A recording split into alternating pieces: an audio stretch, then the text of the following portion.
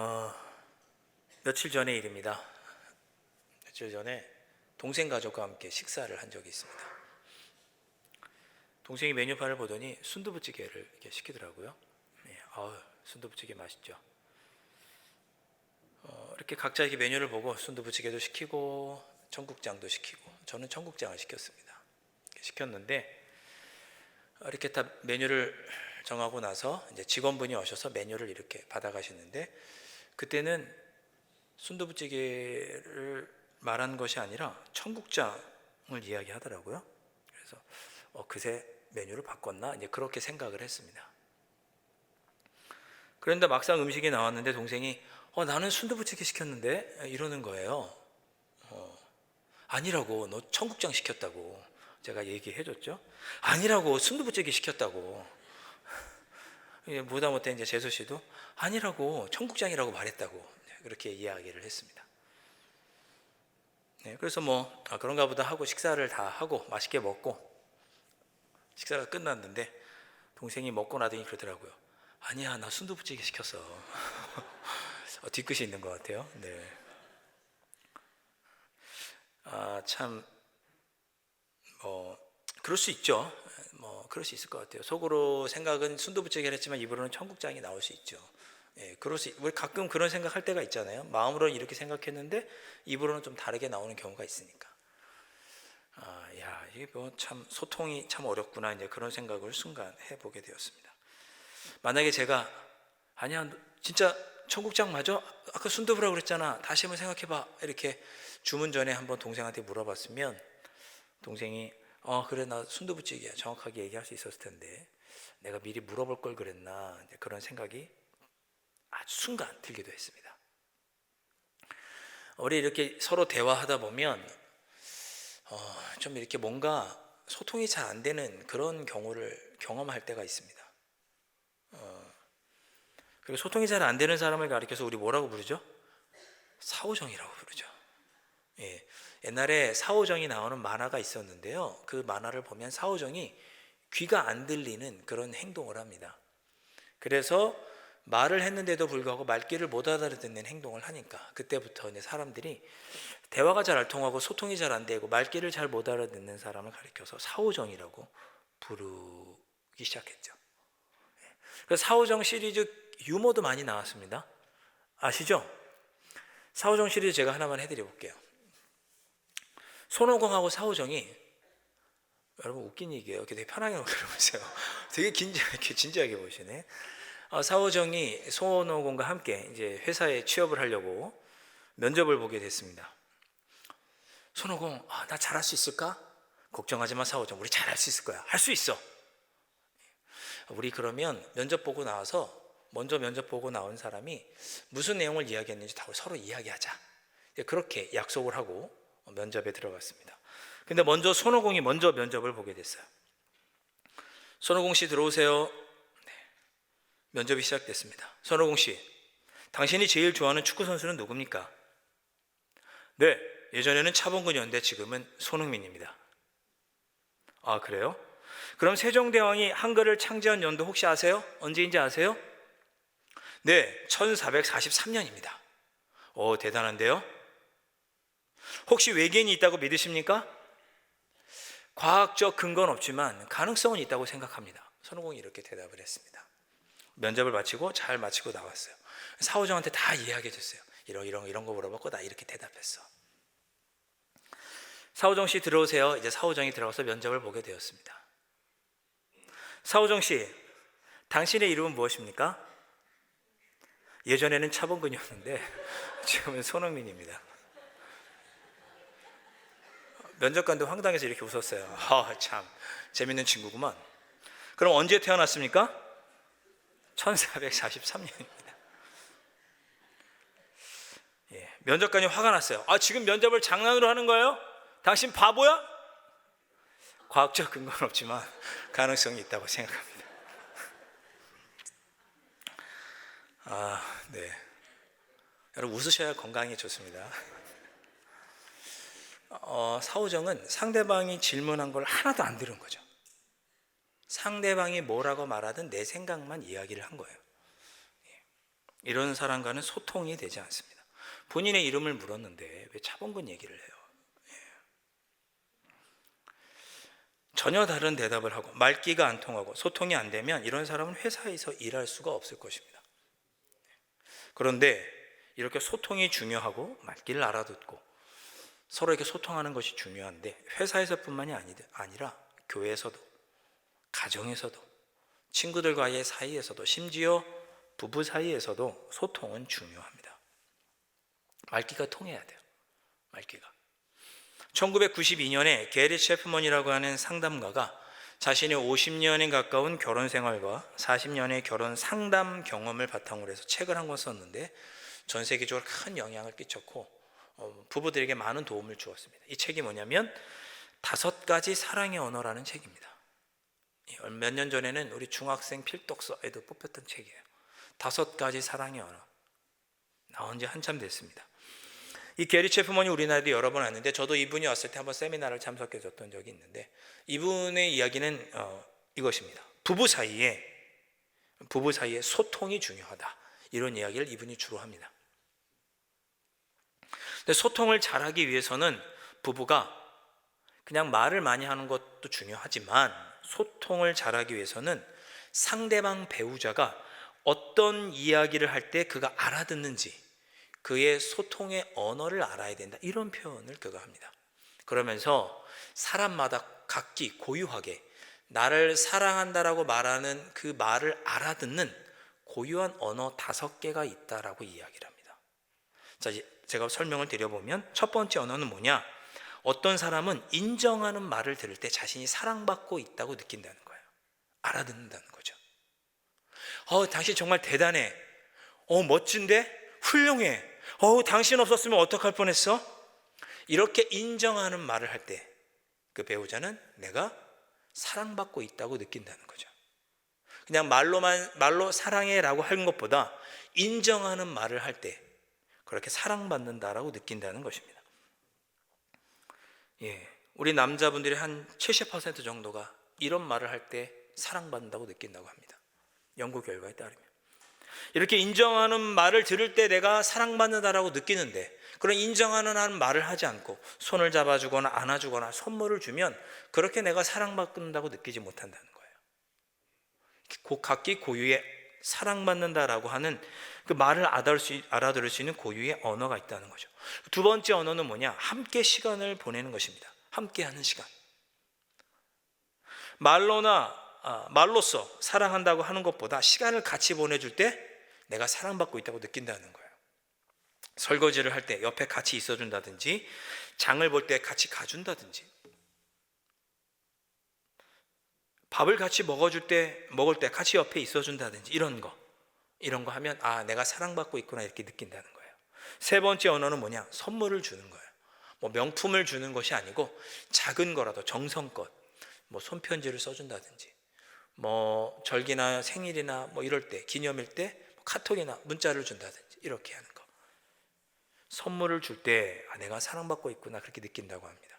네 번째 언어는 뭐냐? 봉사하는 거예요. 상대방이 원하는 걸 해주는 거죠. 방 청소 좀 해줘요. 알았어 하고 청소해 주는 거. 저기 전구 좀 갈아주세요. 그럼 전구를 갈아주는 거. 내일은 집 대청소해야 되니까 함께 좀 도와주세요. 그래 같이 하자. 이렇게 뭔가 함께 일할 때 내가 사랑받고 있다고 느낀다고 합니다. 다섯 번째 언어는 뭐냐? 스킨십이에요. 따로 말할 필요가 없겠죠.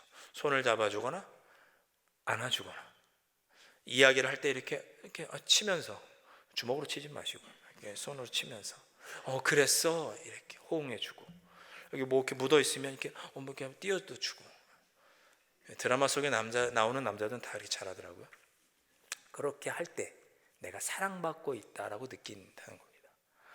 사람마다 이렇게 자기가 사랑받고 있다, 사랑한다라고 하는 말을 듣는 언어가 다 각자 다르다는 거예요. 그래서 이 책을 보면 뒤에 나는 어떤 사랑의 언어를 갖고 있는지를 스스로 체크해보는, 나는 어떤 사랑의 언어를 갖고 있는지 체크해보는 그런 설문이 뒤에 있기도 합니다. 게리 체프먼의 말은 이겁니다. 중요한 것은 부부 사이에 소통하는 것도 상대방이 이해할 수 있는 방식으로 해야 된다, 그런 뜻입니다. 어쩔 수 없어요. 하나님은 우리를 다 그렇게 만드셨어요. 어쩔 수가 없습니다. 어느 날 한 아내가 남편에게 이런 말을 했습니다. 당신은 나에게 로또 같아. 무슨 뜻인가요? 당신은 나에게 엄청난 행운이야, 이런 뜻일까요? 아내가 이렇게 말했습니다. 당신은 나에게 로또 같아. 맞는 게 하나도 없어. 네.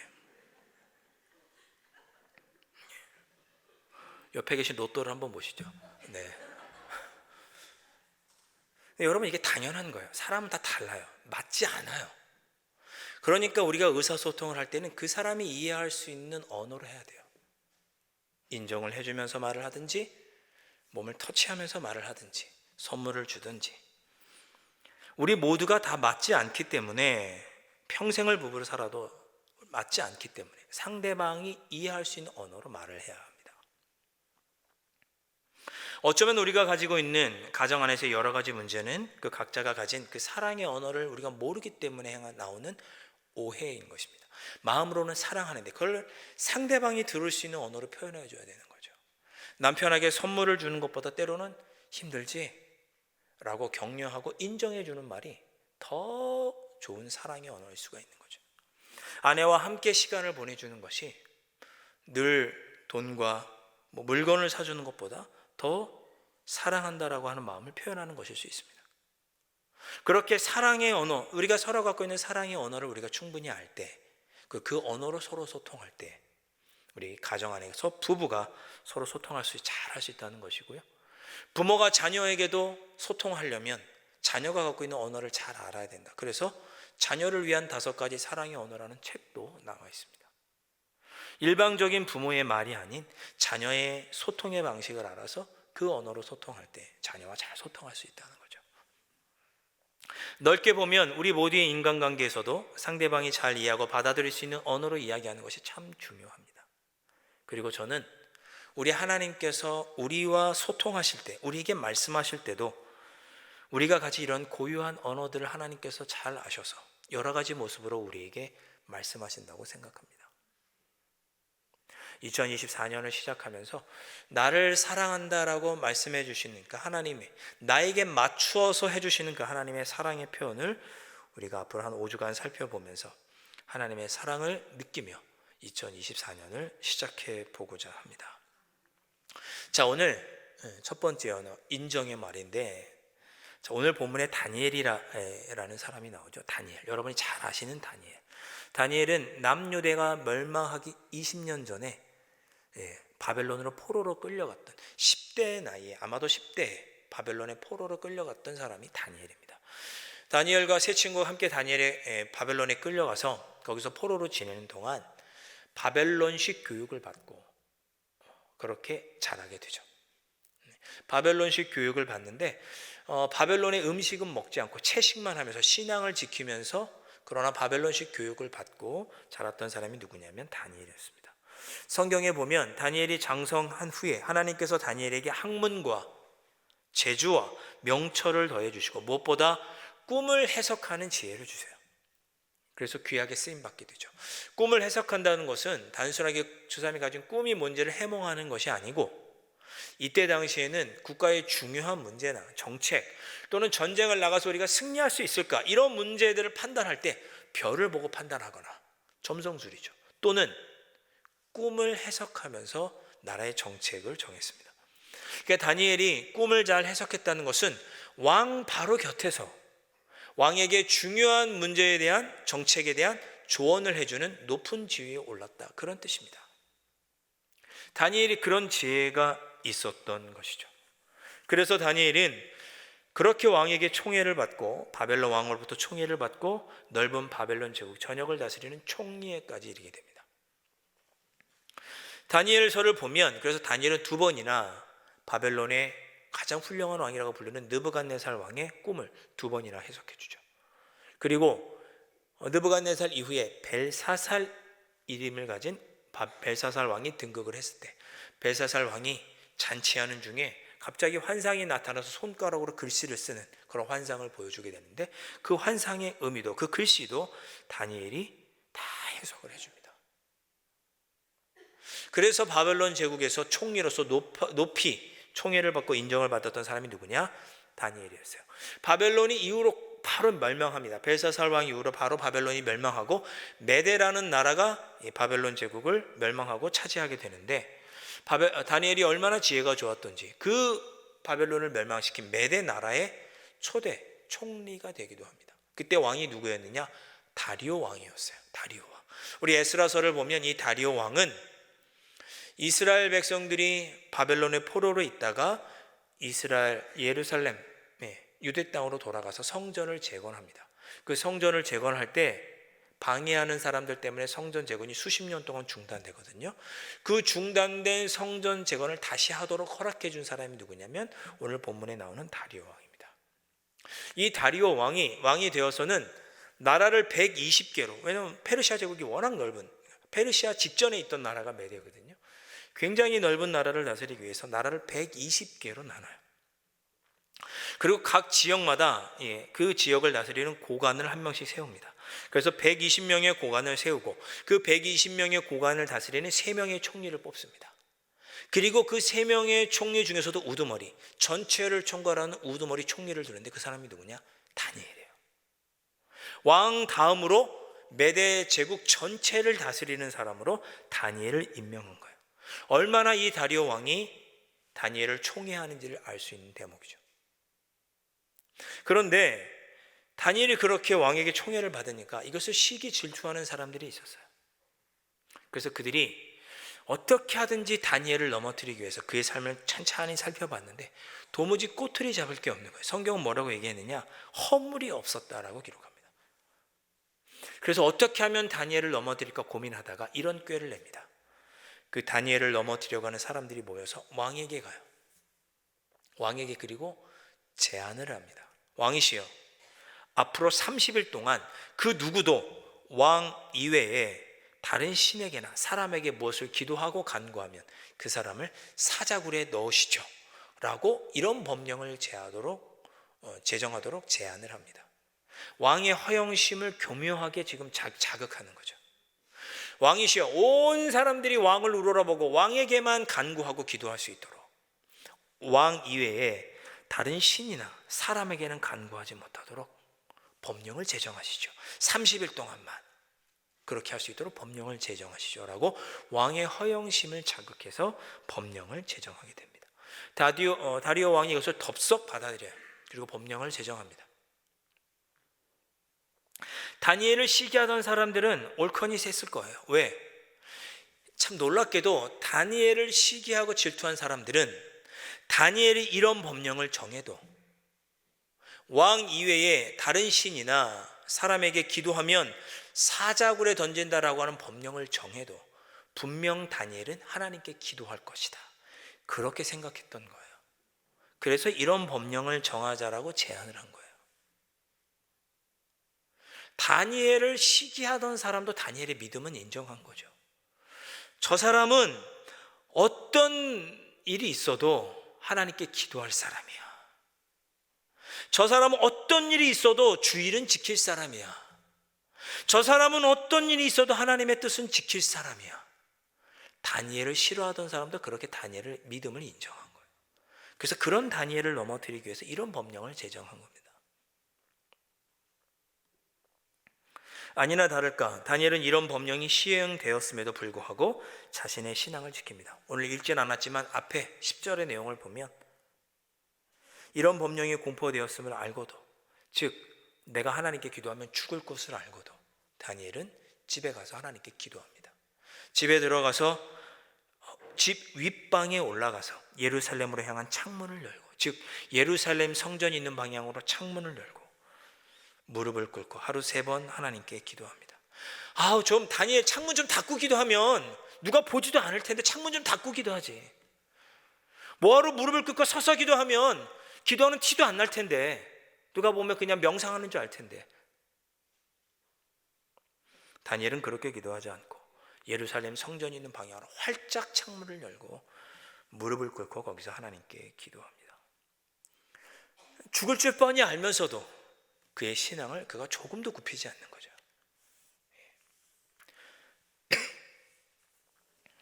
결국 다니엘은 법령을 어긴 죄로 다리오 왕 앞에 붙잡혀 갑니다. 그리고 어떻게 돼요? 다리오 왕은 어쩔 수가 없죠. 성경에 보면 다리오 왕이 다니엘을 살리기 위해서 이리저리 애를 쓰지만 결국 다리오 왕이 다니엘을 사자굴에 넣게 됩니다. 죄송합니다.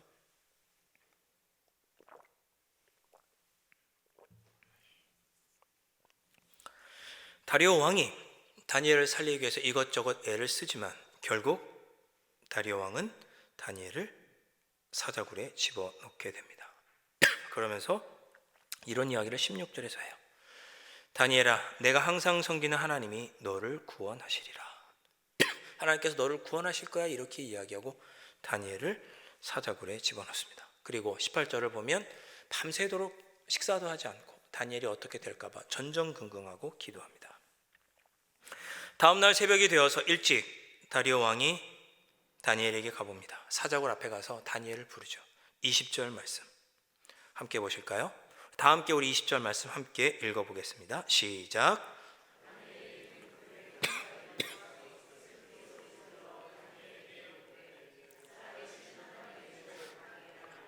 내가 항상 섬기는 내 하나님이 사자들에게서 능히 너를 구원하셨느냐 하니라. 아멘. 다리오 왕이 다니엘이 살아있는지 다리오 왕이 물어보는 거예요. 내가 항상 섬기는 내 하나님이 사자들에게서 능히 너를 구원하셨느냐. 저는 이 장면에서 참 도전을 받았어요. 다리오 왕도 다니엘의 믿음을 인정했구나. 하나님께서 지켜주실 것이다라고 사자굴에 집어넣기 전에도 다니엘에게 이야기하고, 다니엘을 처음 본 순간 했던 이야기가 뭐냐, 내 하나님이 사자들에서 너를 지키시고 구원해 주셨느냐. 죽을 줄 알면서도 하나님을 섬기는 다니엘이라면 하나님께서 지켜주셨을 거야, 이렇게 생각하고 물어보는 거죠. 다리오 왕이 다니엘의 믿음을 인정해 준 것입니다. 왕이 이렇게 소리쳐 부르자 다니엘이 대답합니다. 왕이시여 만수무강하옵소서라고 외치고 자기가 살아있다는 것을 알립니다. 다니엘이 이렇게 고백합니다. 22절에 나의 하나님이 이미 그의 천사를 보내어 사자들이 입을 봉하셨으므로 사자들이 나를 상해하지 못하였사오니. 하나님께서 나를 지켜주셨다라고 이제 다니엘이 고백한 거예요. 할렐루야. 하나님께서 나를 지켜주셨습니다.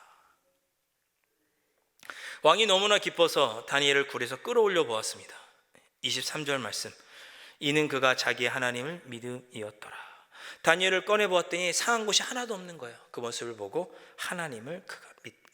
네가 하나님을 믿어서 하나님께서 너를 구원해 주셨구나, 지켜 주셨구나라고 다니엘의 믿음을 다리오 왕이 인정해 줍니다. 이런 다니엘을 보고 다리오 왕이 명령을 합니다. 다니엘을 모함한 사람들을 다 끌고 와라. 가족들까지 다 데리고 와라. 그리고 사자굴에 집어넣어라. 그들이 사자굴에 집어넣어졌을 때 땅에 떨어지기도 전에 사자가 움켜서 뼈가 다 부러졌다고 성경은 기록하고 있습니다. 그리고 다리오 왕이 다니엘의 믿음을 이렇게 온 나라에 인정을 해줍니다. 26절과 27절 말씀 제가 읽어보겠습니다. 내가 이제 소설을 내려놓으라. 내 나라 관할 아래에 있는 사람들은 다 다니엘의 하나님 앞에서 떨며 두려워할지니 그는 살아계시는 하나님이시요 영원히 변하지 않으시리시며 그의 나라는 멸망하지 아니할 것이요 그의 권세는 무궁할 것이며 그는 구원도 하시며 건져내기도 하시며 하늘에서든지 땅에서든지 이적과 기사를 행하시는 이로써 다니엘을 구원하여 사자의 입에서 벗어나게 하셨음이라 하였더라. 아멘. 다리오 왕이 다니엘의 믿음을 인정해 준 것입니다. 저는 이 장면이 그렇다고 생각합니다. 하나님께서 다리오 왕의 입을 통해서 다니엘의 믿음을 인정해 주셨다.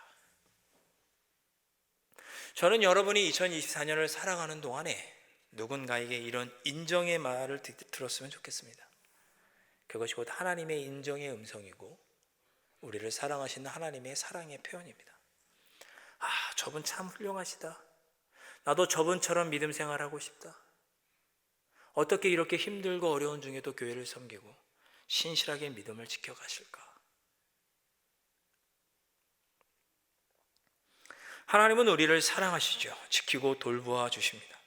그런 하나님의 마음을 우리는 어떻게 느끼게 되느냐? 하나님께서 우리의 믿음을 인정해 주실 때, 누군가의 입을 통해서 나의 믿음을 인정해 주실 때 우리는 하나님이 살아계시다는 것을 느끼게 됩니다. 제가 지난주에도 하나님께서 저의 기도를 다 들어주셨다 이런 표현을 제가 했는데, 여러분 오해하지 마십시오. 제 뜻대로 하나님께서 다 해주셨다는 뜻이 아니고, 하나님께 내 기도하고 내 삶의 모든 것을 맡겨드렸더니 하나님께서 나의 삶을 선한 길로 인도해 주셨다, 그런 뜻입니다.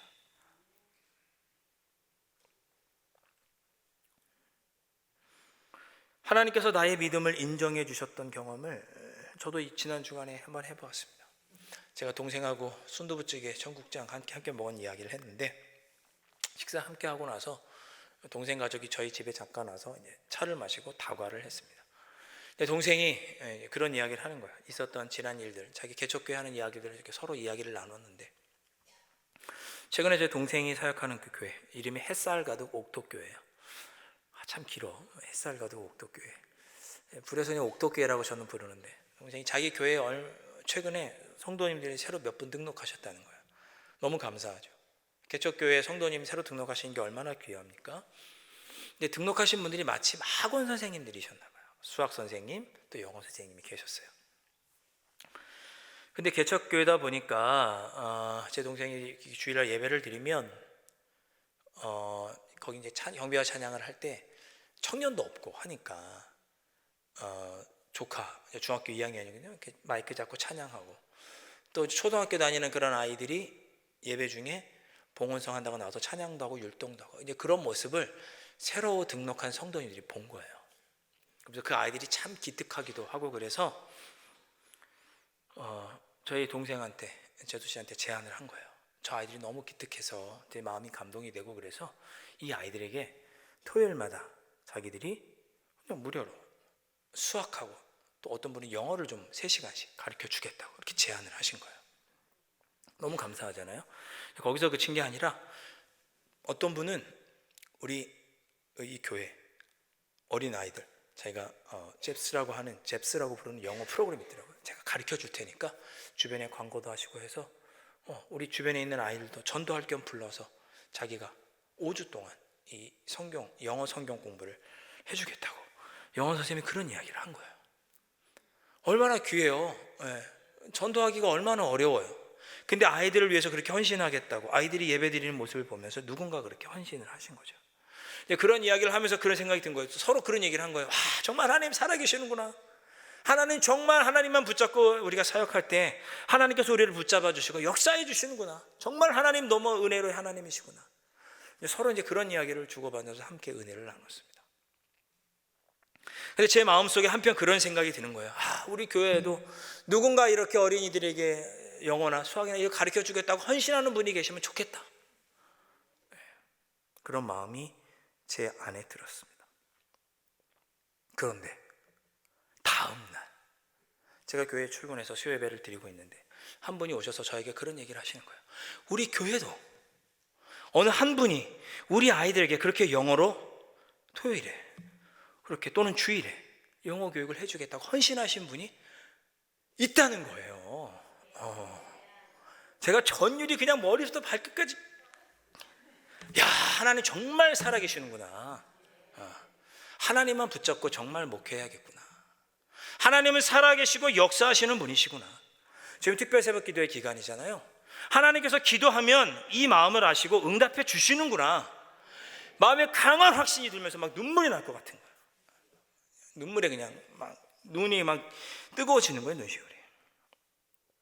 저는 이 사건이, 이 일이 하나님께서 저를 인정해 주시는 사건, 하나님만 붙잡고 신실하게 목회하면 이렇게 해주시겠다고 저를 격려해 주시는 사건으로, 그 하나님의 음성으로 저는 들려졌습니다. 사랑하는 성도 여러분, 우리의 삶이 힘들고 어렵더라도, 누가 내 마음을 알아주지 않아도, 신앙을 지키며 살기 어렵더라도 우리 하나님만 믿고 의지하면 하나님은 그런 우리의 믿음을 인정해 주시고 우리의 삶에 반드시 역사해 주십니다. 여러분의 마음속에 깊은 아름다운 고백이 있으시기를 주님의 이름으로 축원합니다. 2024년을 살아갈 때 하나님께서 우리에게 어떻게 주실까 마음의 소망을 품고 우리는 신실하게 우리의 믿음을 굳게 지키고 하나님만을 바라보며 나아갈 때 하나님께서 우리의 삶에 역사하여 주시고 그 역사하시는 모습을 보면서 우리는 하나님께서 나를 사랑하시는구나 깨닫게 되고 또 어떤 능력 있고 기쁜 모습으로 신앙생활 할 수 있을 것입니다. 그런 2024년을 살아가시는 여러분들 되실 수 있기를 주님의 이름으로 축원드립니다. 기도하겠습니다.